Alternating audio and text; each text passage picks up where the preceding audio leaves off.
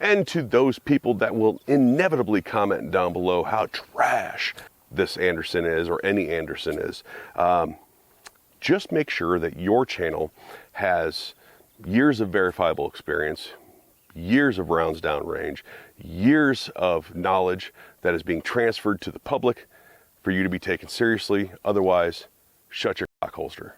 Nobody cares about what you have to say. Hello everybody, welcome back to the channel. If this is your first time here, welcome. Today I want to go over something that I don't normally do with firearms unless there's a problem.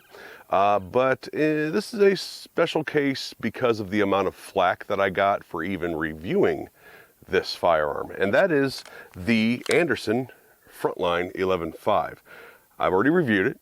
I normally don't do these kinds of videos back to back. It was a couple weeks ago, I guess 3 weeks ago maybe, that it was published as of the time of this recording. But I just got done tearing this thing apart and wiping everything down. I used no chemicals, but all I did was kind of tear it. I tore the whole thing down, tore the bolt carrier apart, everything, wiped it down with a rag.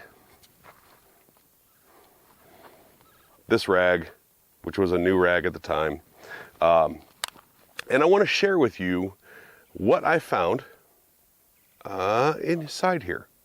What the wear and tear looked like, what the condition of all the internals looked like, and all of that. So stay tuned and let's get into it.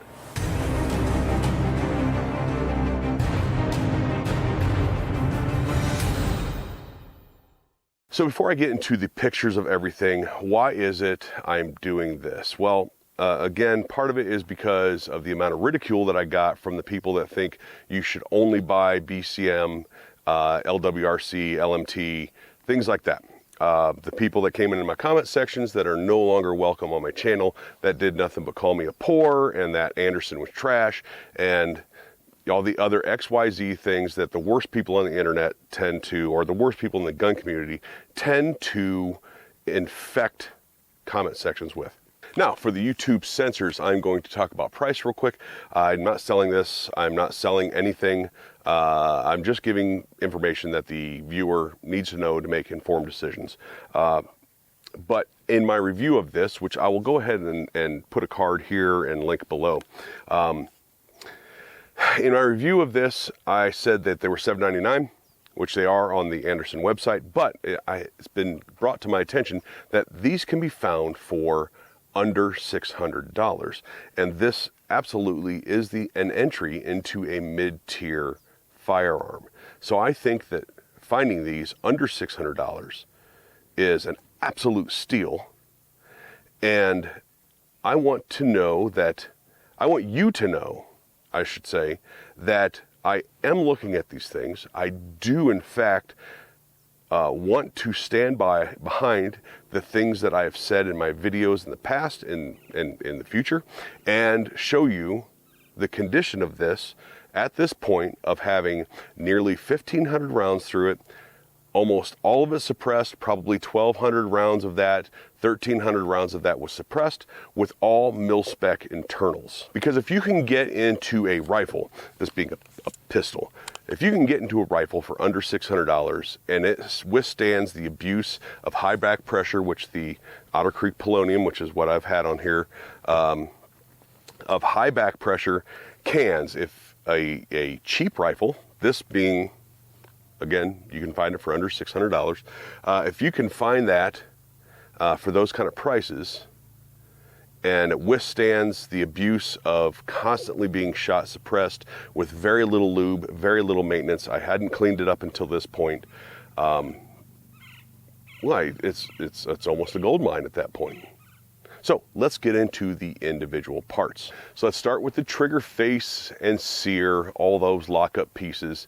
As you can see here, the trigger face has a small amount of wear, pretty normal. And then the sear itself is still a very sharp corner. It doesn't have a bend to it. It doesn't have anything wore out of it. It has a little bit of shiny stuff on it from the coating wearing off a little bit, but otherwise the trigger is very much in very good shape at this point. Now the bolt carrier group, all the individual pieces look very good. Starting with the cam pin does have a little bit of wear on it, but nothing that you can even catch a fingernail on to this point. It does have some of the coating wore off of it. You can see some of the normal wear and tear on a cam pin, but it's nothing drastic, nothing bad. Again, this thing having been ran for well over 1,000 rounds, fully suppressed with a high back pressure can. The firing pin shows no significant sign of wear. It shows no significant sign of scratches or any sort of areas you can catch a fingernail on or grooves or anything like that. The bolt face looks very good. The bolt lugs aren't mushroomed, aren't deformed or anything like that. Everything looks very good there. And the bolt body looks good with the exception of some what I would consider to be normal wear and tear. Now the key areas of the bolt carrier itself has some shiny areas on it where some of the coating had been wore off, but there's no scarring, nothing significant about the wear on it. Again, pretty normal standard fare for something that is does not have a specialized coating, like something that is not TIN or nickel boron or anything like that. So being a nitrided, mil-spec coated, a bolt carrier, this thing looks very good. Now the Breek Arms Warhammer charging handle that came with it has some of it very basic wear on it. One side of it is worn more than the other because I charge with one hand. This is pretty standard for any charging handle if you're continually charging it with one hand. So nothing much to say about that. Now the part that surprised me probably the most here is the rings. The rings are holding up the bolt carrier just fine. It's one of those tests where you pull the bolt out and set it down on the bolt face, and if the weight of the carrier makes the bolt go into the carrier, then your rings are wore out. So one of the tests that I was most surprised with is that the rings still appear to be good. Now inside the receiver, the locking lugs look good. They don't look deformed, no significant wear or tear, chipping, or scars. It is hard to get really good pictures of that in there, but everything looks good as far as I can tell in there without some sort of a scope to look in there. Now the H2 buffer that came with it has a little bit of scratching on the face of it, but the rest of the body and rim of the head of the buffer, everything looks very good. Nothing seems to be overly worn or wore out, and the buffer weight is still free inside of the body. And I suppose lastly, the inside of the upper looks very good. Again, hard to get pictures inside there, but the inside of the upper looks very good where the bolt carrier moves back and forth. No scarring, no significant wear on the finishes. Again, Anderson has phenomenal finishes, so I sort of expected that to be the case here, but the inside of the upper body casting is very, very nice. So let's go ahead and do a function test here. I put the Otter Creek polonium suppressor on here. I have not shot any rounds since I put it back together and just lubed it. Again, the cleaning process involved zero chemical cleaning. All I did was wipe everything off with a rag. Chambers just fine, and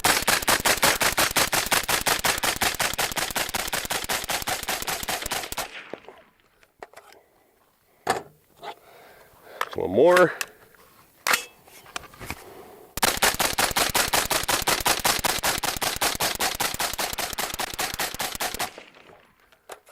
There's 60, and locks open on both mags.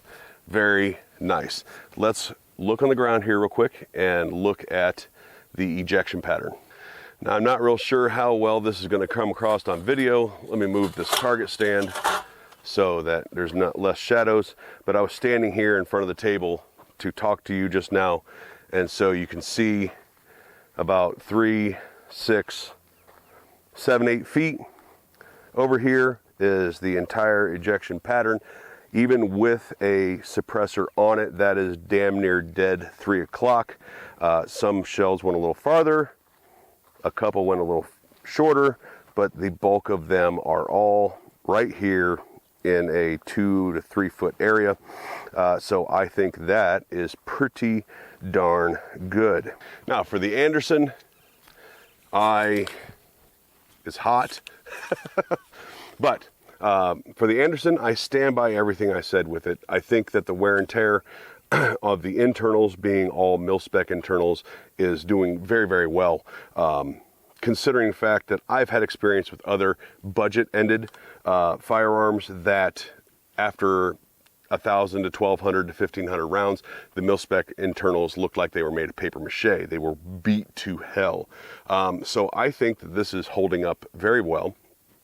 And again, I stand by everything I said with this firearm. Of the about 1,500 rounds that have been through this, 1,300 of it being suppressed, it has held up very well. And for the price point that it's been made aware to me, that for sub $600, I thought $799 was a good price. When I initially reviewed this, when I found out it was sub $600, I was floored. This is a very good entry into mid-tier with everything you have going on up here, and I will again link that video so you can get a detailed view of everything that's goes into this rifle.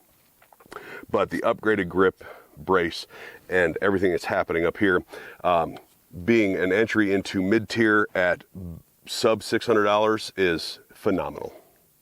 Absolutely phenomenal. I'm blown away by this thing. And to those people that will inevitably comment down below how trash this Anderson is, or any Anderson is, just make sure that your channel has years of verifiable experience, years of rounds downrange, years of knowledge that is being transferred to the public for you to be taken seriously. Otherwise, shut your cock holster. Nobody cares about what you have to say. And to that, thank you guys for watching. Don't forget to hit like, share, subscribe. Hit that notification bell. Remember to hit all notifications and leave that comment down below. I appreciate everybody out there watching. I appreciate everybody and all the support from the first one of these, and everybody that supports the channel on all the other videos. Thank you guys very much. Thank you to the members of my channel and the members on Ko-Fi. I appreciate you guys, and we'll talk to you later.